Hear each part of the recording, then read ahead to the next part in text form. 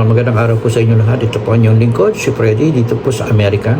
At ito po ay nagbabalita at sa araw-araw, lalo na dyan sa nangyayari dyan sa Pilipinas, ang West Philippine Sea, na lalong lumalala ang sitwasyon na ginagawa ng pambubuli, harassment, at now pananakit sa ating mga kasundalohan ng Philippine Navy. Okay? Ngayon, bago ko ituloy ito, ako nga po pala ay si Freddy, na inyong host dito sa at Pilipino sa America Vlog YouTube channel. At kung hindi pa kayo nakapag-subscribe, I really appreciate if you can subscribe to my channel, which is all free, guys. It's all free. And I wish that you could make some comment regarding this matter because it involves the security of the country, the Philippines, okay? At the same time, give me a big likes, and you could share this video to your friends and benefactors as well as in your family circle.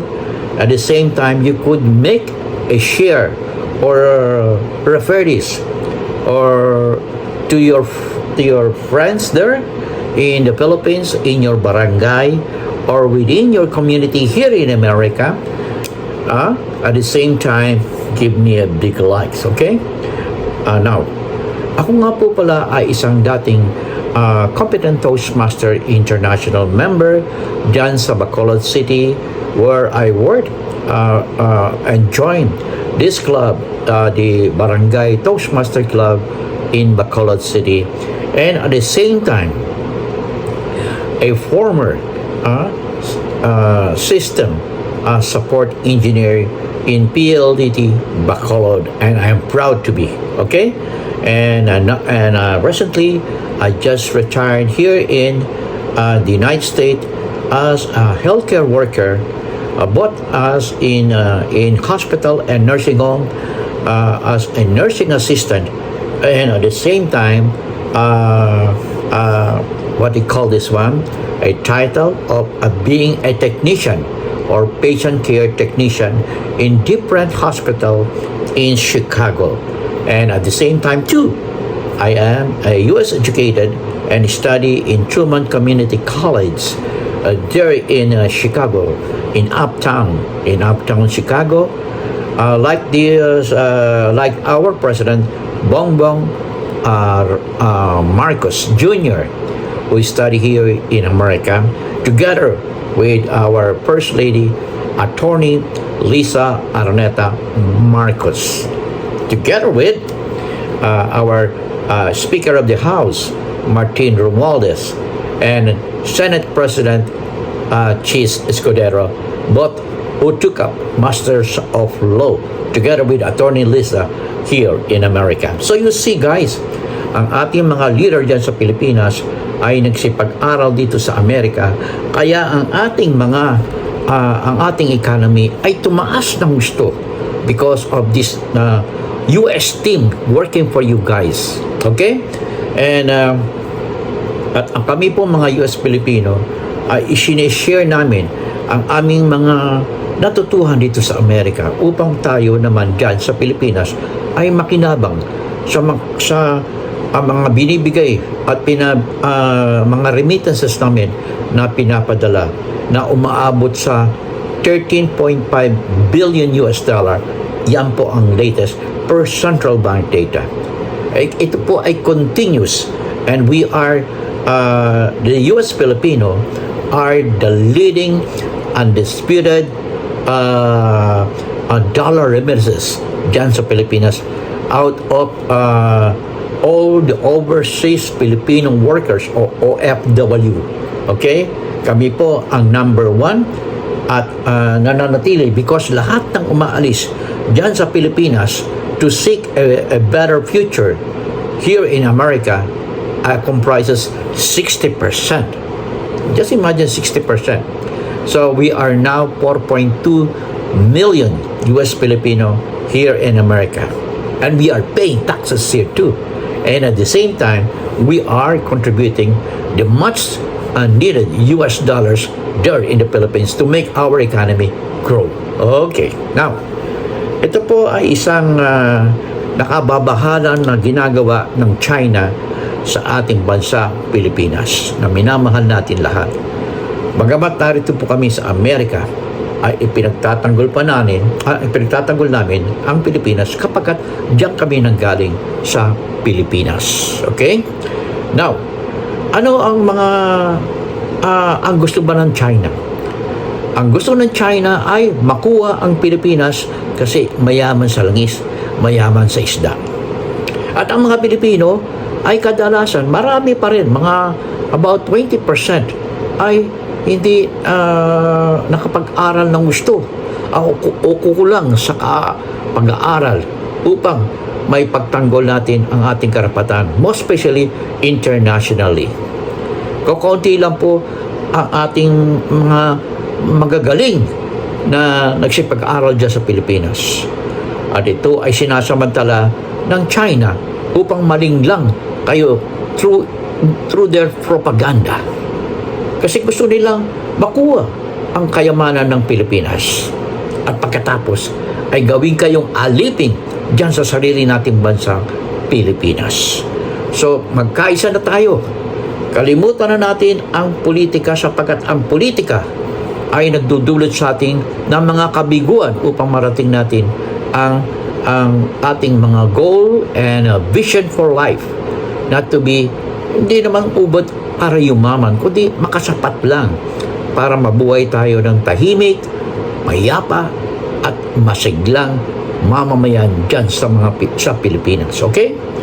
At itong nangyari ngayon na inatake ng Chinese Coast Guard, militiamen, Coast Guard ng China, ang ating barko ng Philippine Navy ay hindi katanggap-tanggap at ito ay dapat nang reviewin ng ating Armed Forces of the Philippines at ang United States Army or Armed Forces dyan sa Pilipinas upang hindi tayo maduro-duro itong mga inchik na to.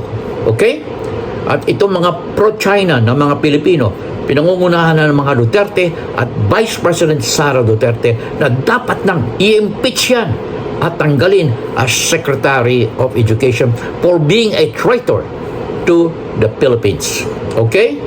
Yan po. Sara resign. Sara resign. BBM. BBM. Okay? Ganyan ho ang sigaw ng mamamayan. Most especially, the US Filipino are supporting President Bongbong Marcos Jr. Okay? Okay. Ngayon, ay pakinggan po natin itong news na manggagaling sa TV Patrol. Okay? Parinig ko lang po sa inyo para hindi naman ako makopyright. Okay? Okay. Ito ay review lang.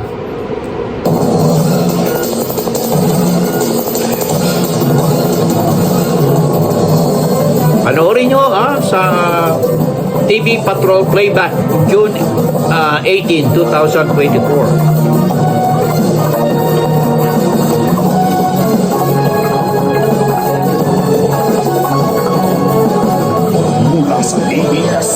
ABS-CBN Manila, ito ang TV Patrol.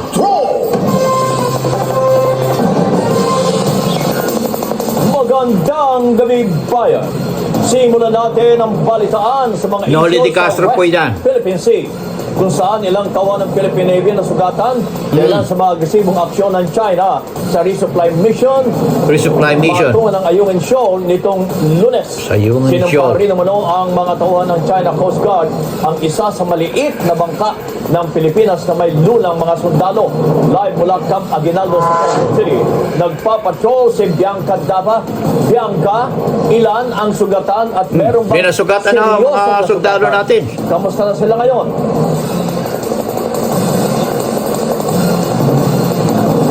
Kabayan, kani-kanina lamang ay kinumpirma ng Armed Forces of the Philippines na isang tauhan ng Philippine Navy ang lubhang nasugatan dahil sa Lubha, mga aksyon ng seriously China injured. sa isinagawang resupply mission Ayungin Shoal kahapon. Ayon sa AFP, hindi katanggap-tanggap ang agresibo at di professional na asal ng China sa isang lehitimong humanitarian mission.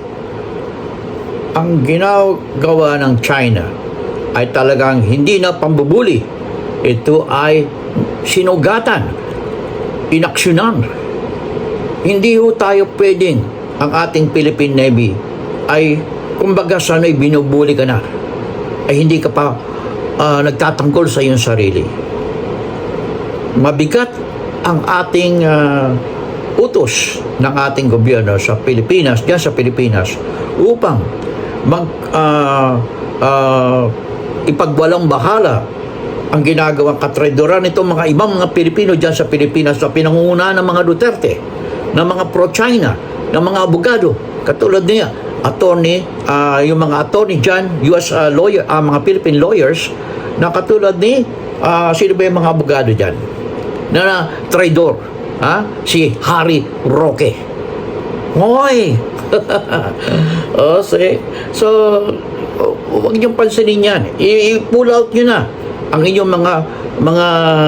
inyong mga suporta sa mga yan. Ito ay panahon na ng pagkakaisa. Pagkakaisa laban sa mga gustong lumupig sa atin, ang mga inchik sa mainland China. Marami na akong international na bansa na sumusuporta sa atin. At hindi yan, nagkaisa na sila sa pagkastigo dito sa China. Ang gusto ko sana na isasuggest sa inyo ay huwag na kayong bumili ng mga produktong gawa sa China. Iwasan na natin. At kung meron mga incheck dyan, tanungin nyo kung sila ay Taiwanese o Singaporean. Yan po mga kaibigan natin dyan. Hindi po ang galing sa mainland China. Huwag nyo sabihin yung pagkor. Huwag nyo sabihin na importante sa inyo ang mga pera na pinapasok nitong what they call this one, na engage sa gambling, pogo. Maging makabayo kayo. Pangulong Bongbong Marcos Jr., itong ginagawa nitong pagkor, dapat kumilos na kayo. Hindi sila pwedeng magbigay ng mga to voice out against the policy of this administration. You have to take them out of service from the government. Okay? Hindi po pwede yan. Kasi nasa in case na na ho tayo, emergency, na that we are being attacked directly by China on the West Philippine Sea and inside the Philippines. Okay? Ito po ang komentaryo ng Armed Forces of the Philippines.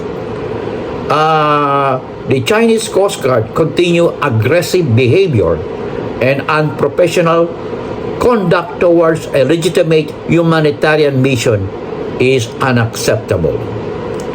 They must restrain themselves to avoid escalating tension in the West Philippine Sea.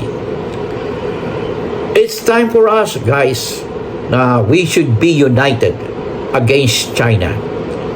Kita nyo itong mga Duterte at lalo itong si Vice President Sara Duterte ay hindi mo siya nagbibigay ng comment when it comes to West Philippine Sea, but strong enough to condemn ang pagdakip at pagsisilbi ng warrant of arrest ng ating SAP ng Philippine National Police diyan sa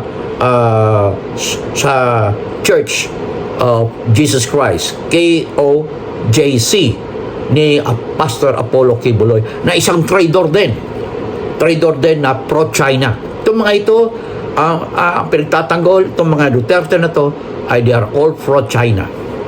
Okay? So, it's time for you guys na i-pull out at inyong mga vloggers na pro-China ay umpisa na natin i-pull out ang ating mga suporta sa kanila. Nilalason ang inyong mga kaisipan. Okay? Ituloy po natin itong balitang ito sapagkat nakababahala at payag ba kayo na sugatan ng ating sundalo ay kayo ay tahimik lang dyan. Hindi po pwede sa mga Pilipino, kung kamahalin nyo ang Pilipinas ay dapat mag-alsa na kayo. You have to voice out kung ano nasa inyong damdamin. Ito na dapat maging ugali na natin mga Pilipino, that we should be united. Okay? Ito po, tuloy po natin to. kailangan umanong maghunos dili ang China para maiwasang lumala ang tensyon sa West Philippine Sea. Sa kabila naman na nangyari sa Ayungin Shoal kahapon, iginikit ng militar na mananatili sila sa lugar para protektahan ang dagat at ang karapatan at kinabukasan ng bansa. Ito po ay talaga nakababahala, and we should ask you people there in the Philippines, you ask your congressman, congresswoman to file a bill to safeguard our country from these people, from this country, China, and support, give us a warm support to all those forces who are helping us, the country, from being invaded by China. Kasi po, bakit po ba ganyan ang ginagawa ng China sa Philippine Sea, sa West Philippine Sea? Kasi po, ang West Philippine Sea ay mayaman sa isda. Mayaman sa langis na makapagbibigay sa inyo, sa ating mga Pilipino dyan sa Pilipinas, ng kabuhayan, hindi naman karangyaan, kundi hindi para maghirap. Kasi pag nakuha na natin, hindi naman nakuha talagang atin yan, ay iaangat ang ating economy. Right now, umaasa lang po kayo sa kadalasan ay galing sa amin dito sa Amerika na 4.2 million US Filipino who are sending our remittances there in the Philippines, amounting to 13.5 billion US dollars out of 35 billion dollars within the our main export. Ano main export dyan? Overseas Filipino workers, which include us. Okay? And I do hope that more people there in the Philippines will try to have an American dreams, and at the same time to work in different countries, offering our services, because ang ating services, I think, is the number one export. Okay? It helps the economy grow fast enough. In fact, at 5.7% gross domestic product, we are now one of the fastest fastest economy in Asia per IMF, International Monetary Fund, by Central Bank, by World Bank, and Asian Development Bank. Yan po ang katotohanan. Huwag po kayo maniniwala diyan sa mga dismayadong mga abogado na naging cabinet member ng ating Pangulong Bongbong Marcos Jr. na they are out for selfish interest. They want to ask the president to step down in order for BP Sara takeover, which is a socialist vice president, together with his father, Digong Duterte. Okay? So, wag po niyang at papayag ba kayo na itong si Bastet Duterte ay nag-aambisyon maging senador? Kita niyo, wala siyang nagawa. Hindi mga magsalita ng English yan eh. How can be Bastet Duterte can be a senator if he failed to address using English as a means to lodge a bill in the Senate? Hindi ko pa pwede na ngayon ang mga walang pinag-aralan dyan sa Senado. It's all about a law-making body in the country, and even in Congress at the same time, because English is an effective tool in all government agencies, in all schools, or learning institution, healthcare, and others that makes the economy grow because of this qualification, an effective tool of communication, which is English. Okay? So, I do hope that kailangan ma-awake na tayo. We need to support each other. We need to be united in order for us to reach our vision. According to the President, kailangan natin maging upper middle income country. Hindi po natupad yung by next year, so magkakaroon po tayo ng adjustment until he finishes his term by 2028. Okay, let us join forces now, guys. Forget about the politics. We should be united in order for you to grow and for our children to grow. Okay, this is your host again, Freddy. In God we trust. Never hold your peace. I'll see you in my next vlog.